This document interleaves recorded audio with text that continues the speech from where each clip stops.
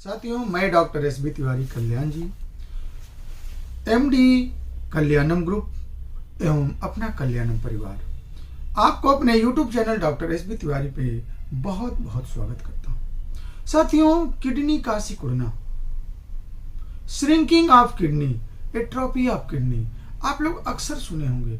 लोग ये कहते हैं कि देखिए इनकी किडनी खराब नहीं है, इनकी किडनी सिकुड़ गई।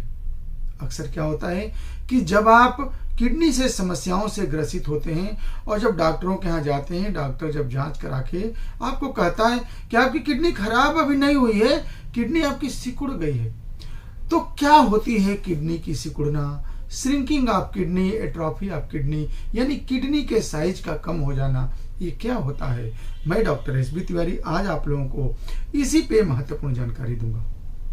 साथियों, अगर आप मेरे चैनल पर भी पहली बार आए हैं और ऐसे ही महत्वपूर्ण जानकारियां आप सदैव पाना चाहते हैं तो आप चैनल को सब्सक्राइब करके आइकन बेल दबा लीजिए, इसलिए कि YouTube पे डॉक्टर एसबी तिवारी आपको ऐसे ही महत्वपूर्ण जानकारियां नित्य प्रति देता रहता है जो आपके जीवन के लिए बहुत ही महत्वपूर्ण है। तो आप अभी सब्सक्राइब करके आइकन बेल दबाइए और पूरी जानकारी अगर आपको अच्छी लगे और आपको भी लगे कि नहीं किडनी से संबंधित ये वाकई बहुत ही महत्वपूर्ण जानकारी है तो आप अपने शुभचिंतकों को जरूर शेयर करिएगा, इसलिए कि इस परिवेश में सचमुच में सजग रहना, जानकारी करना बहुत जरूरी है, वरना किडनी की समस्याएं बहुत ही आसानी से पता नहीं कैसे कब चुपके से हमारे शरीर में प्रवेश कर जाती है। तो आइए शुरू करते हैं किडनी का सिकुड़ना यानी एट्रोफी ऑफ किडनी पे मैं बताऊंगा कि ये क्या होती है, इसके लक्षण क्या हैं, इसके कारण क्या हैं,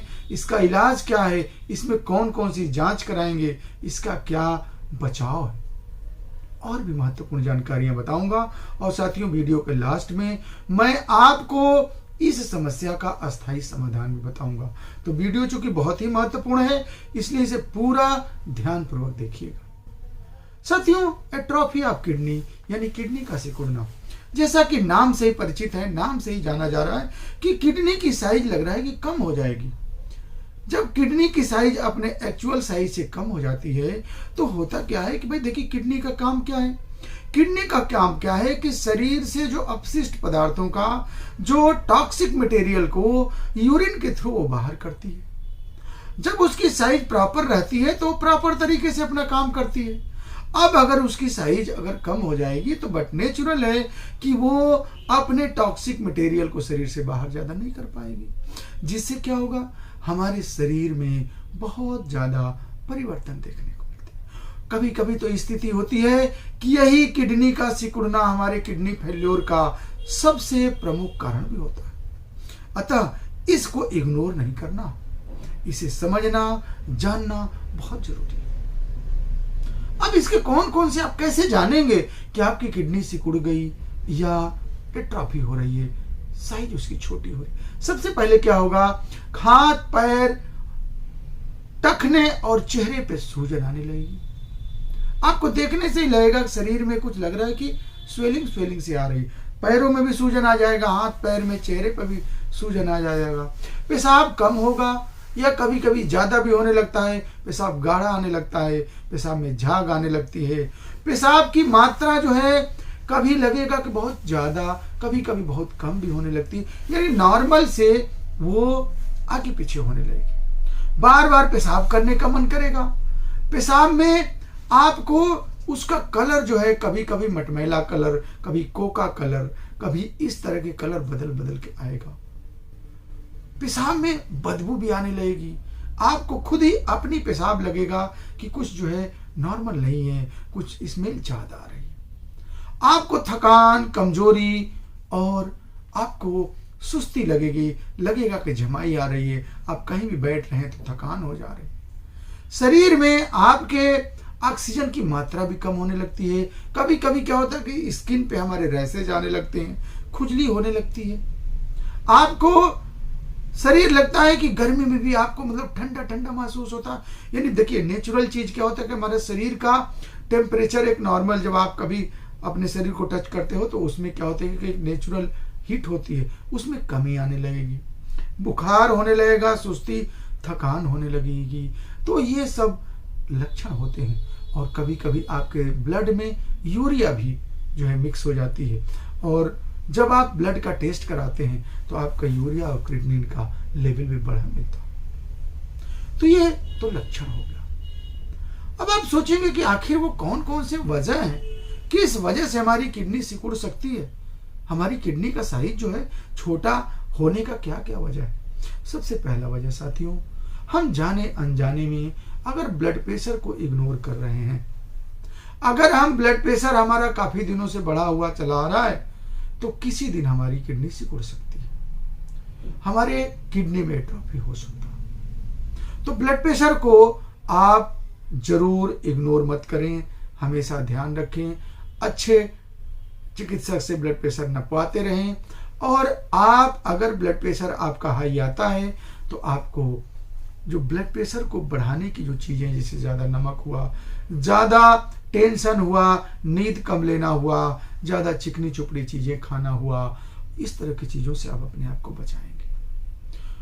अब जैसे आपके पेशाब के नली में, पेशाब के रास्ते में कोई ऑब्स्ट्रक्शन है, कभी कभी किसी को स्ट्रक्चर ऑफ यूरेथ्रा हो जाता है, कभी कभी ऐसा होता है कि यूरिन के पैसेज में कोई दिक्कत आती है जिसके वजह से आपको यूरिन में परेशानी होगी, तो उसके वजह से भी आपको एट्रोफी ऑफ किडनी हो सकती है, यानी कि किडनी का सिकुड़ना हो सकता है। इसके साथ ही साथ अगर आपके पेशाब के नली में, किडनी में, पेशाब के थैली में कहीं भी अगर पथरी हो, तो उससे भी आपको ये किडनी की समस्या आ सकती है। अगर आप कोई नशा करते हैं, जैसे देखे होंगे बहुत हैबिचुअल अगर ड्रिंकर हैं, तो उनको उनकी भी किडनी में सिकुड़न आ सकती है, यानी उनकी भी किडनी में समस्या आ सकती है। अगर आप बिना मतलब के, बिना आवश्यकता के पेन किलर दवाएं, एलोपैथी की पेन किलर दवाएं ले रहे हैं, लंबे समय से ले रहे हैं, तो भी आपके सिकुड़न किडनी में आ सकता है। अगर आपको कभी कभी ये भी देखा जाता है कि जेनेटिक भी ये होती है, अगर आपके किसी परिवार में किसी को इस तरह की किडनी से समस्या है, तो ज्यादातर चांसेस है कि आपको ये समस्या हो जाए। अब आप कहेंगे कि डॉक्टर साहब इसमें हम कौन कौन सा जांच कराएंगे? तो जांच के तौर पर साथियों, इसमें अल्ट्रासाउंड, सीटी स्कैन, एमआरआई और यूरिन के टेस्ट द्वारा हम आप पता कर सकते हैं कि हमारी किडनी वास्तव रूप से सही है या इसमें सिकुड़न आ गई है। अब हम आते हैं वीडियो के क्लाइमेक्स पे, यानी कि इसके इलाज पे। साथियों, जैसा कि मैं आप लोगों को किडनी से संबंधित कई वीडियो बना करके, जो मैं भी डिस्क्रिप्शन में भी डाल दूंगा, मैंने बताया है कि किडनी कैसे खराब होती है, किडनी कैसे ठीक होती है, और किडनी पे ठीक होने के हजारों प्रमाण भी मैं आप लोगों के सामने प्रस्तुत करता रहता हूं। तो अब इस पे सबसे महत्वपूर्ण चीज है क्या, कि अगर किडनी आपकी सिकुड़ गई तो ये क्या ठीक हो सकती है, ये प्रश्न बनता।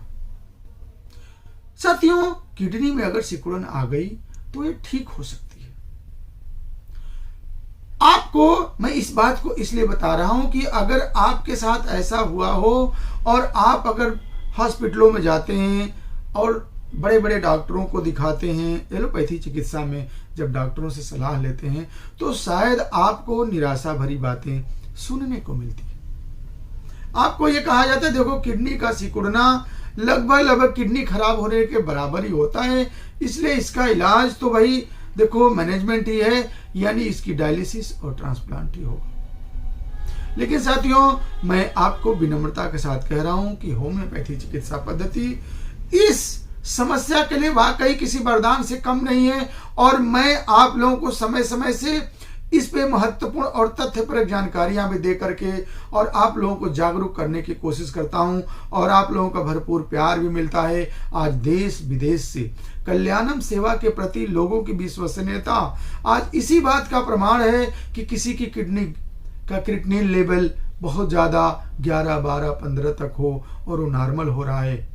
ऐसे सैकड़ों प्रमाण आप हमारे इसी चैनल के प्लेलिस्ट में जाके माय क्योर्ड पेशेंट में आप देख सकते हैं, पेशेंट से बात कर सकते हैं। तो आप होम्योपैथी चिकित्सा पद्धति में अगर आपकी किडनी सिकुड़ गई है तो आप किसी अच्छे डॉक्टर को दिखाइए। निश्चित रूप से आपकी उन समस्याओं को दूर किया जाएगा जिसकी वजह से यह स्थिति बनी। अब चूंकि किडनी में सिकुड़न का कोई ना कोई वजह है, उस वजह को दूर कर दिया जाएगा। अब जैसे सपोज करिए, मैंने पहली बार बताया कि ब्लड प्रेशर को अगर प्रॉपर तरीके से सही किया जाए, देखिए लोग कहते हैं ब्लड प्रेशर ठीक नहीं होगा। देखिए सत्य बात है कि किसी भी ट्रेडिशनल बीमारियों को जड़ से खत्म करना थोड़ा कठिन होता है, लेकिन उसे बैलेंस तो किया जा सकता है। अगर आपका ब्लड प्रेशर मान लीजिए कि आपके यूरिन में इन्फेक्शन है, उसकी वजह से बढ़ रहा है, तो उस इन्फेक्शन को दूर करेंगे, ब्लड प्रेशर अपने आप कम होगा।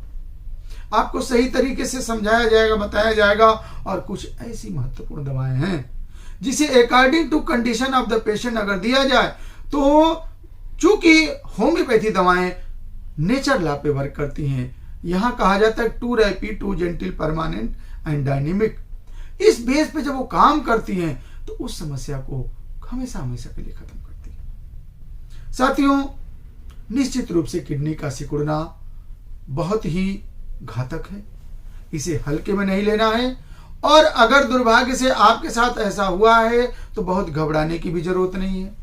आप अपने क्षेत्र के किसी भी कुशल होम्योपैथिक चिकित्सक से मिलकर के आप इसका प्रॉपर इलाज कराइए, आपको नया जीवन मिल सकता है। डॉक्टर एसबी तिवारी आपकी सेवा में सदैव तत्पर रहता है। स्क्रीन पर मेरा नंबर चल रहा है। कल्याणम सेवा के किसी भी ब्रांच में आप आकर के और आप जानकारी ले सकते हैं, फोन पे ले सकते हैं, कमेंट में कमेंट करके ले सकते हैं। और किडनी से संबंधित समस्त समस्याओं का समाधान आप समय समय पे पाते रहते हैं। आपका भरपूर प्यार मिलता है।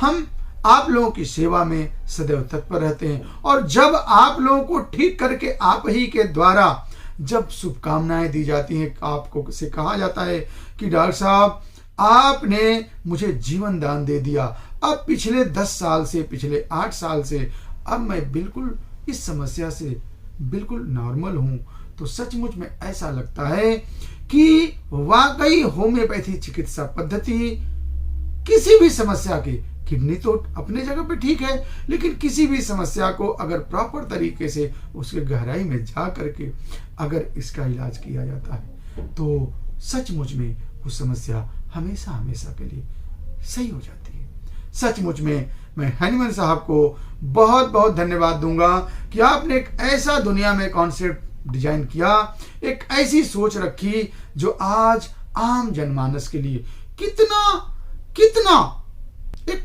आशा की किरण लेके आई है। जरा सोचिए कि किसी की किडनी खराब हो जाए और उसे हर जगह से सुनने को मिले कि ये ठीक नहीं होगी। ऐसे में कुछ ही दिनों के बाद उसे इस समस्या का परमानेंट समाधान मिल जाए। सोचिए उसे नया जीवन मिलने जैसा होगा कि नहीं। ऐसे ही नया जीवन पाने के लिए आप जरूर होम्योपैथी अपनाइए, आपका जीवन धन्य हो जाएगा। बहुत बहुत धन्यवाद। जय हिंद, जय भारत।